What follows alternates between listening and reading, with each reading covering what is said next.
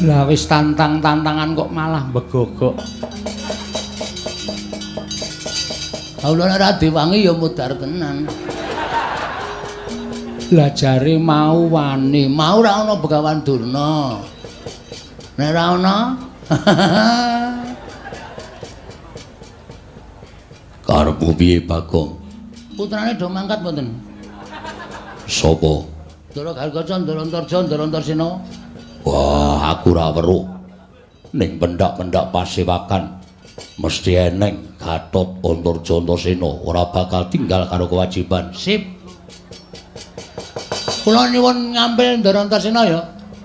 Nggih. Ya. Ndara Antarsena Ndara Gargaca Antarja kula suwun ngambil. Sakarmu yen anakku gelem ngewangi karo kowe. Jalu ana tulung. Kon ngundurke Kurawa. Sip. Makasih. Iya.